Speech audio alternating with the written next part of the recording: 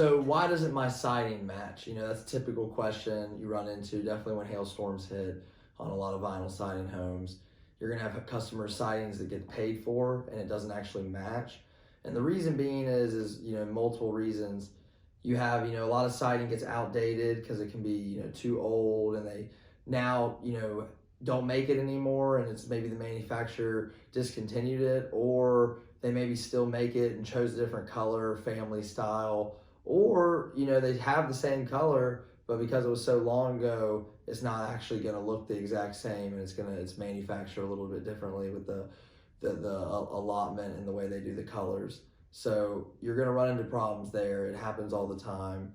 You're going to, a lot of times that can be a good thing though, because that's where you can then get a full replacement on the supplement side for the entire siding of the whole house.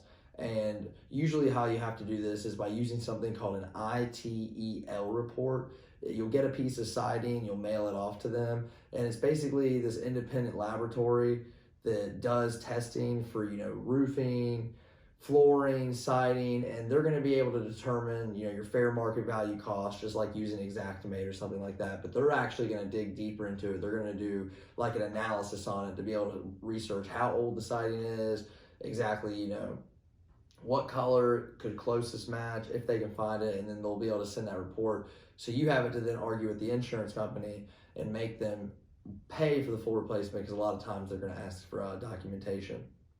And then also with siding, sometimes, a lot of it's just because the other elements, when you have a lot of sun hitting the side of a house slowly over time, just like with paint, it's going to somewhat take that color off of it. And if you get the same color, the rest of the house is just going to be slightly off. So you want to make sure you update your customer on this, let them know, let them make the most educated decision for themselves, plan financially if it is an insurance job. Don't just move forward with it, look further into it, get the siding, take your time to match it up. I like to tell customers, if you're doing a full replacement job with let's say the roof and the gutters, hey sir, we're going to get this into production and we'll probably get your roof and gutters done. You don't have to pay upon completion. But when it comes to the siding, that could take up to 60 to 90 days, and we're going to argue with your insurance company during the meantime to try to get the fair market price, and this could involve a supplement.